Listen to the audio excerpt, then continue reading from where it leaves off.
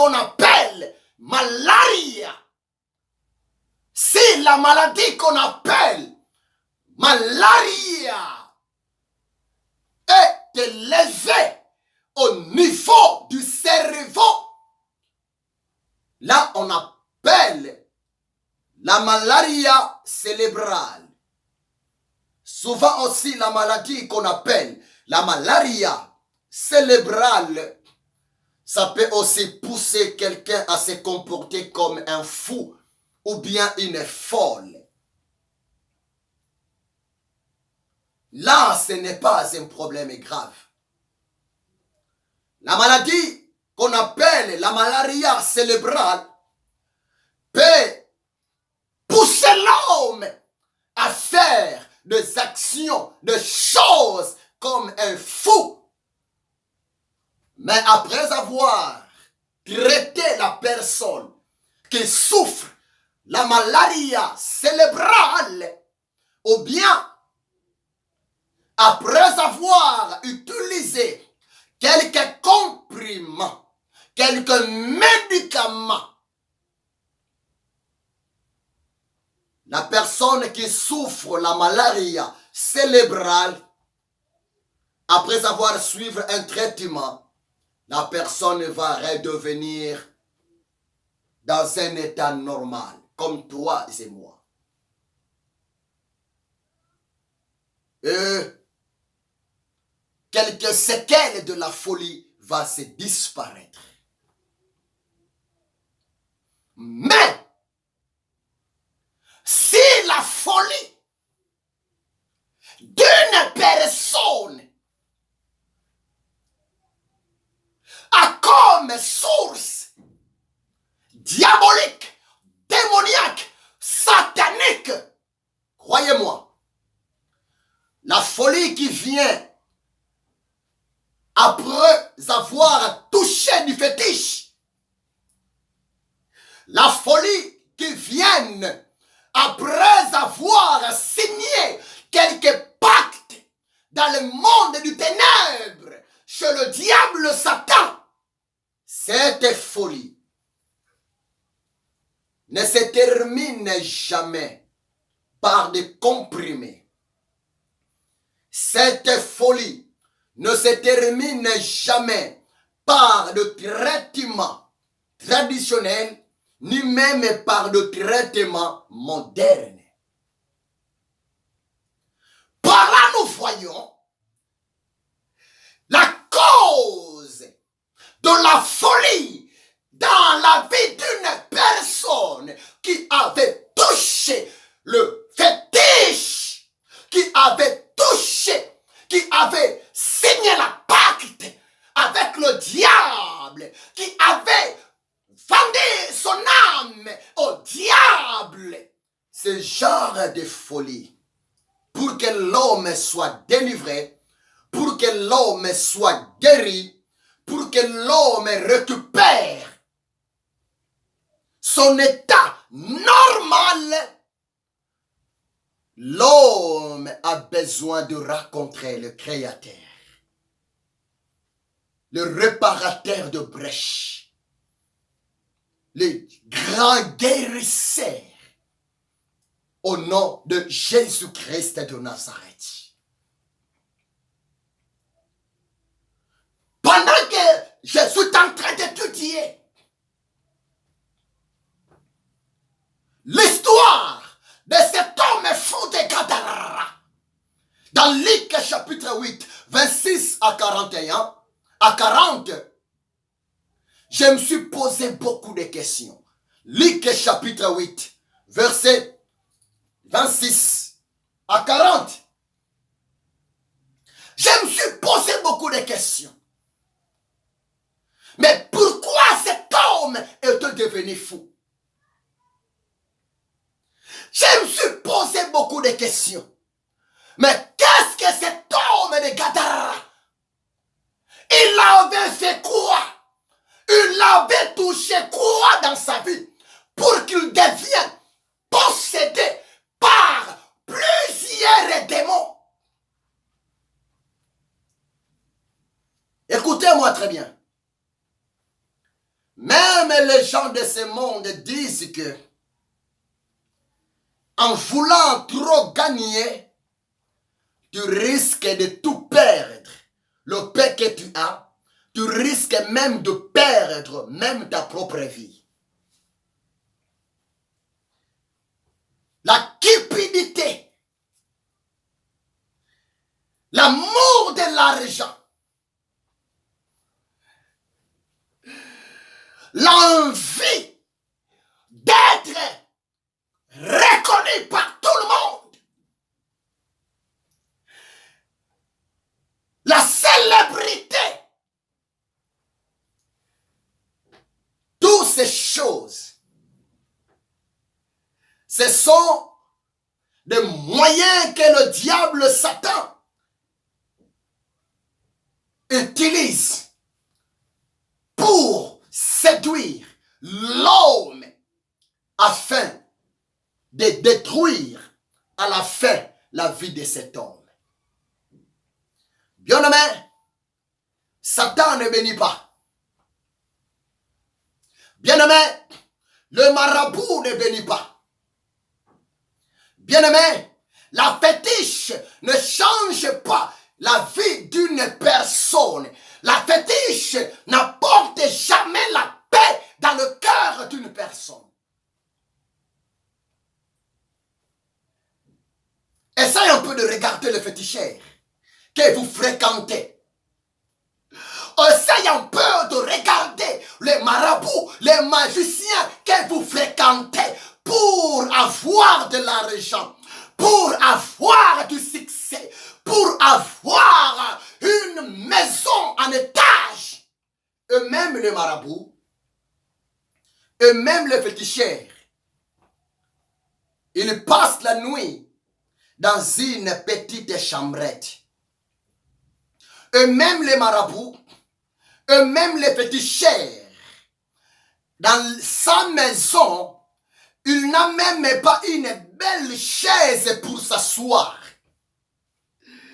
Eux-mêmes les féticheurs, eux-mêmes les marabouts, leurs propres filles n'arrivent même pas à avoir un bon mariage, un bon mari. Et vous croyez qu'en fréquentant les magiciens, le féticheur, il va vous donner du mariage? Non, bien-aimé. Non, mon frère. Vous croyez qu'en fréquentant le féticheur, le marabout, les magiciens, votre vie sera transformée? Votre vie sera bénie? Loin de là. Lui-même, le marabout n'est pas béni. Lui-même, le féticheur n'a même pas un vélo pour se déplacer. Mais toi, tu es allé voir le féticheur pour demander au féticheur de faire quelque chose pour toi, pour que tu puisses acheter une Mercedes. Il faut être sage et intelligent. Lui-même, le féticheur n'a même pas une brouette. Oh, peuple de Dieu, que le Saint-Esprit vous ouvre l'intelligence.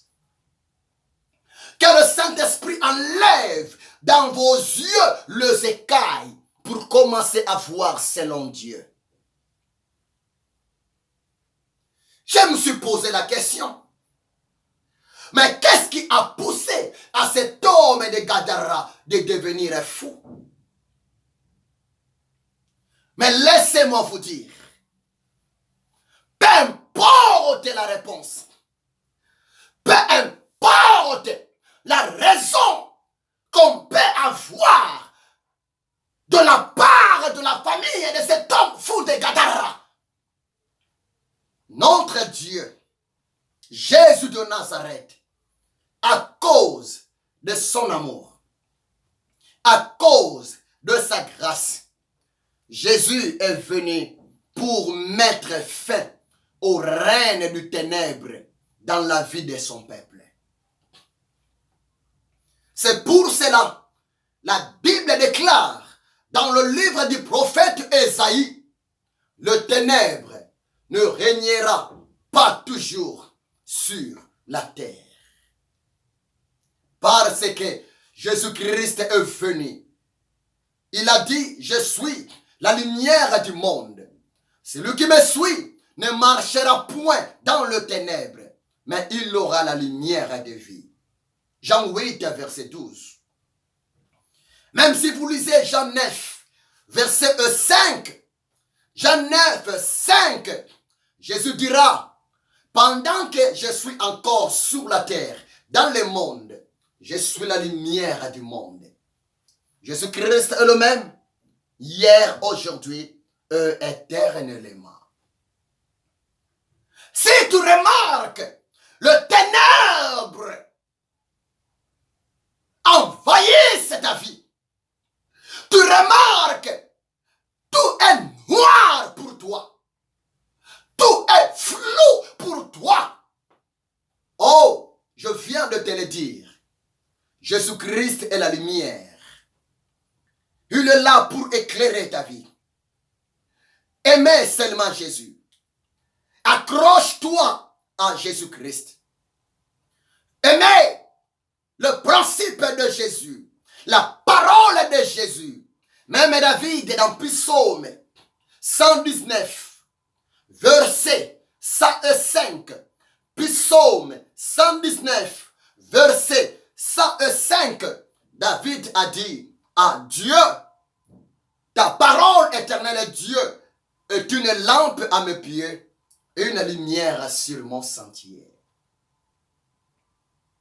Cet homme fou de Gadara, il était un homme responsable. Il avait au début une maison. Mais tellement le diable, tellement le démon ont possédé la vie de cet homme. Oh, cet homme ne dépendait que du diable.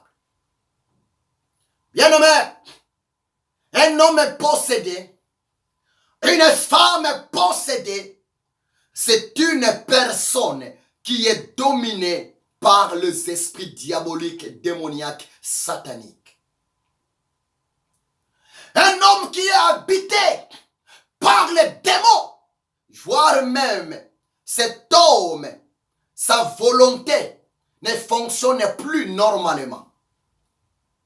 Un homme qui est dominé, possédé, habité par les démons, sa vie est contrôlée par les démons.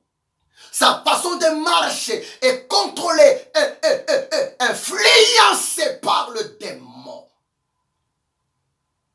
En quelque sorte, l'homme qui est possédé, la femme qui est possédée par le démon, en quelque sorte, cette personne est devenue l'esclave du diable. Il est devenu une personne dépendante du diable. C'est le diable, c'est le démon qui décide sur sa vie. C'est pour cela que l'homme a besoin de Jésus-Christ. L'homme qui est habité, possédé par le diable, il est là pour accomplir la volonté du diable dans sa vie. Mais ce qui est triste, au lieu que les autres, les gens de sa société, au lieu que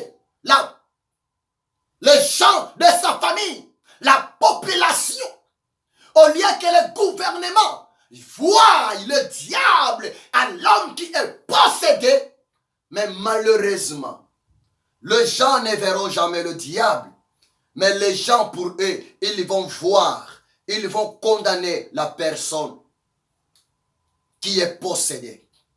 Or qu'à vrai dire, la personne qui est possédée est innocente. Ce qu'il fait, ce n'est pas lui.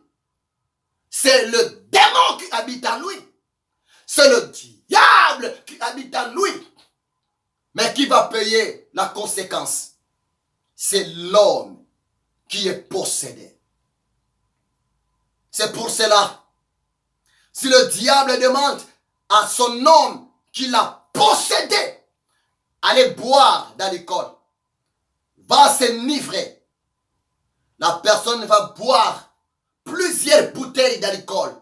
Et voire même, la personne est sous contrôle du démon d'ivresse.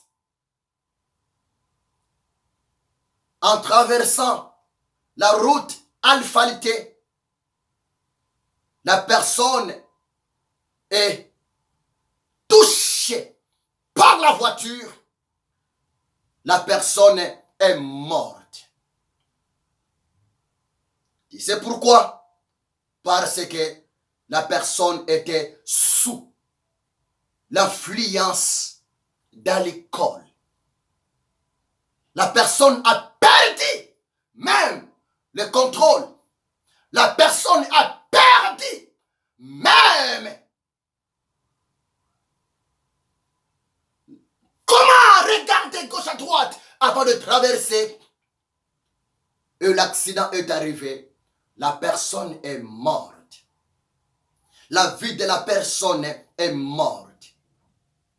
Laissez-moi vous dire, dès que la personne tombe, dès que la personne est assassinée, dès que la personne est frappée par l'accident, automatiquement, la personne est tombée, la personne est morte, automatiquement, le démon va quitter son corps pour aller chercher une autre personne pour accomplir son action.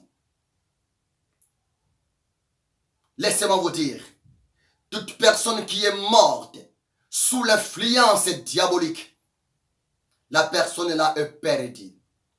Il va rejoindre le diable Satan en enfer au temps de la fin.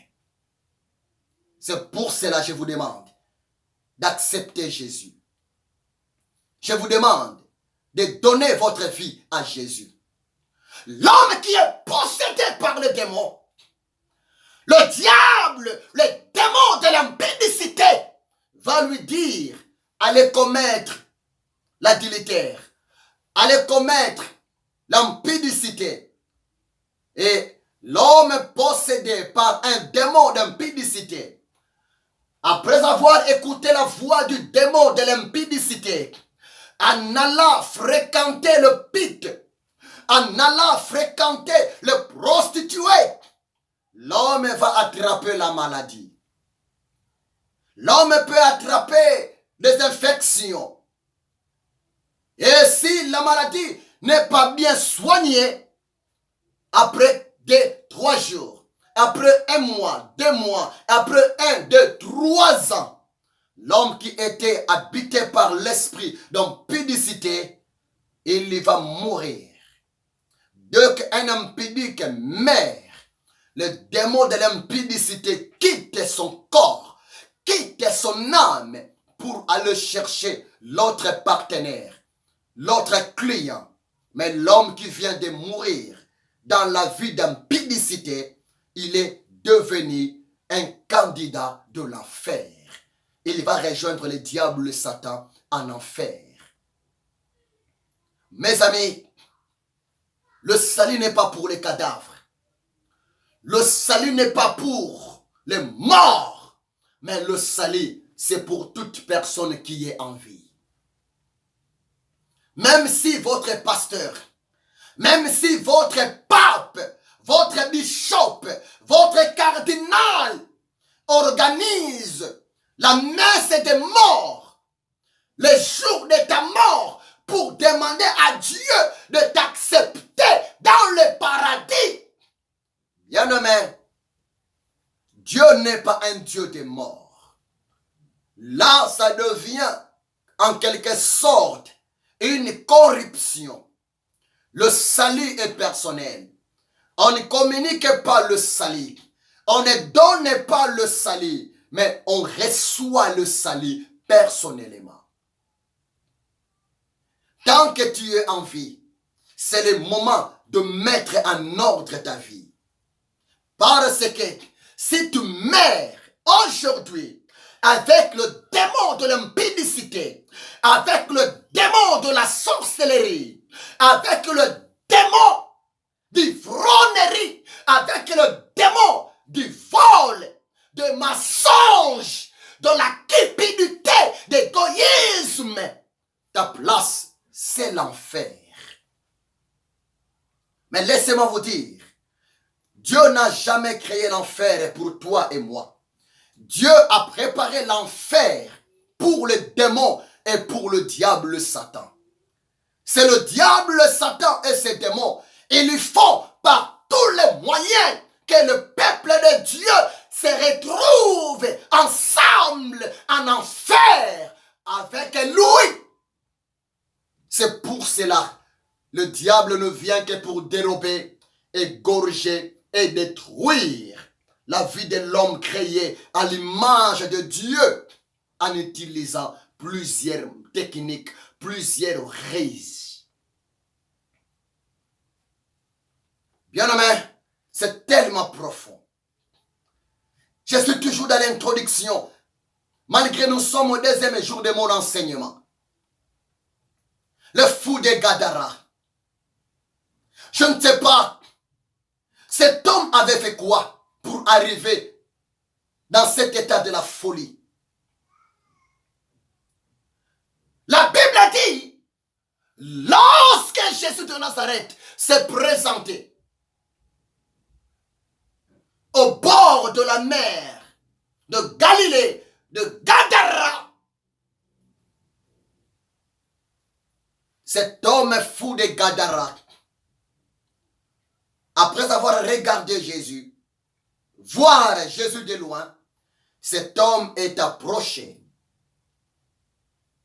En réalité, si vous lisez le verset 28, hier j'avais clôturé dans le verset 28. Dans le verset 28, qu'est de la Bible, je vais encore relire pour vous mes amis. Ayant vu Jésus, il poussa un cri, se jeta à ses pieds et dit d'une voix forte, qu'y a-t-il entre moi et toi, Jésus, fils du Dieu très haut? Je t'en supplie, ne me tourmente pas. Car Jésus demandait à l'esprit impur de sortir de cet homme, dont il s'était emparé depuis longtemps. On les gardait liés de chaînes et de fer aux pieds, mais il rompait le lien et il était entraîné par le démon dans le désert. Jésus lui demanda, quel est ton nom? Légion, répondit-il, car plusieurs démons étaient entrés en lui. Et il priait instamment Jésus et ne pas leur ordonner d'aller dans l'abîme. Il y avait là, dans la montagne, un grand troupeau de pourceaux qui paissaient, et les démons supplièrent Jésus de leur permettre d'aller dans ces pourceaux, et il leur permis. Regardez très bien le verset 28 et le verset 31. Dans le verset 28, la Bible dit, lorsque l'homme est possédé par le démon de la folie, par plusieurs démons, au nom de légion, l'esprit impur poussa des cris dans cet homme fou de Gadara. Hier, j'avais dit ceci. En vérité, dans le verset 28, la personne qui parlait à Jésus, la personne qui suppliait Jésus, regardez bien l'écriture. La Bible dit il, c'est au singulier. La personne qui suppliait Jésus, que le Seigneur ne l'ait pas tourmenté. La personne est là. C'est le diable Satan. Ce n'est pas l'homme fou. C'est le diable Satan. Et si vous regardez dans le verset 31, toujours dans le livre de Luc, chapitre 8, dans le verset 31, là on parle il avec S, donc plusieurs démons. Dans le verset 28, c'est le diable Satan qui demandait à Jésus de le laisser tranquille parce que son temps n'est pas arrivé.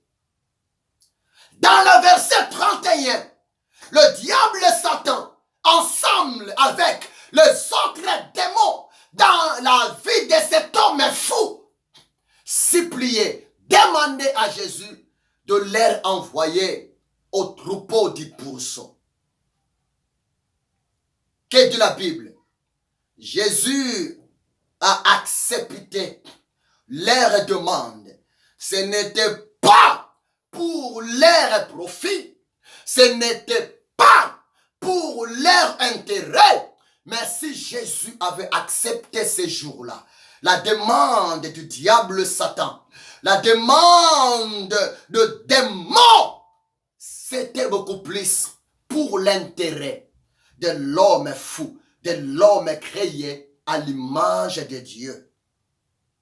Jésus avait ordonné au diable Satan et à ses démons d'aller entrer au troupeau du pourceau au cochon. Et lorsque le Seigneur avait donné cet ordre,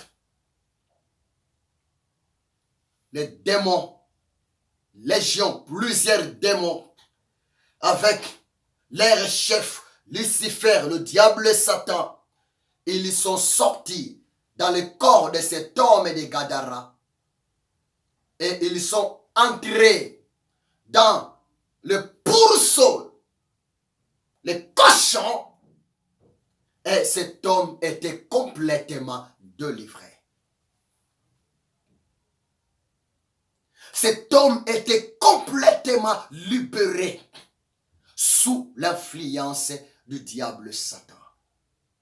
Oh, c'est merveilleux. Oh, c'est merveilleux. C'est ça ce que le Seigneur va faire dans ta vie. Quelque part, nous tous, nous sommes combattus.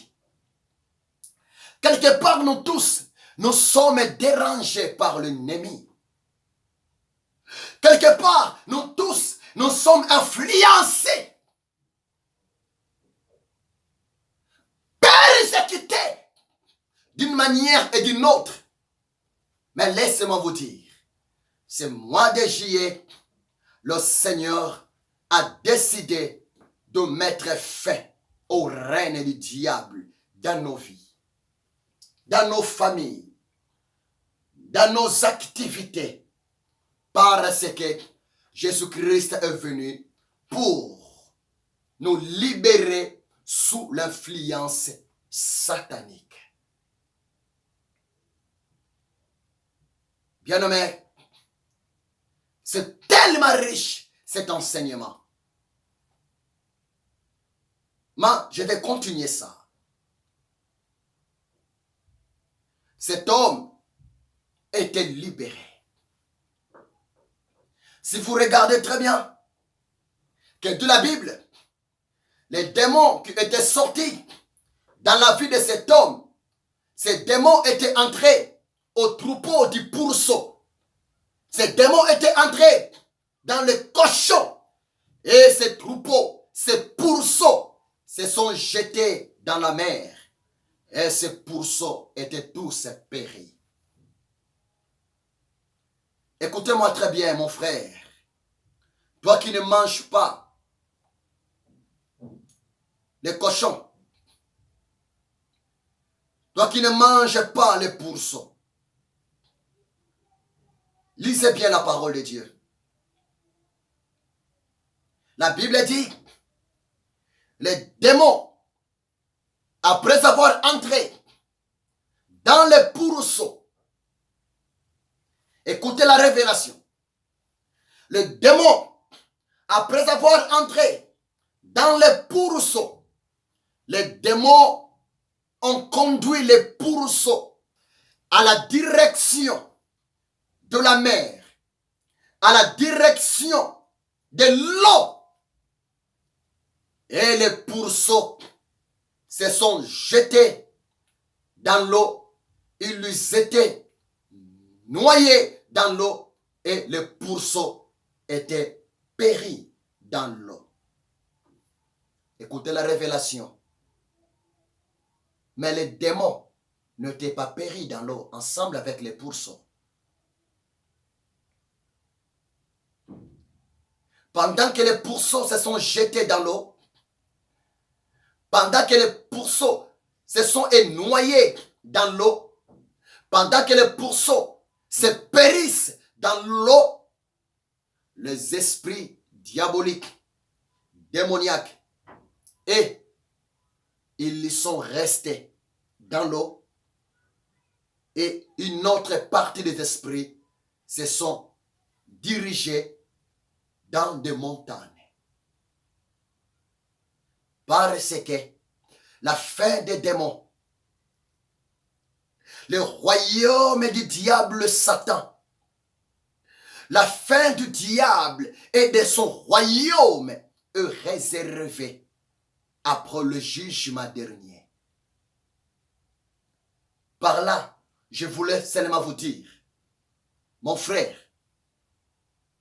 mangez la viande du troupeau pourceau. Mangez la viande du cochon, c'est bien, c'est pour ta santé. Mangez le jambon, ce n'est pas mauvais.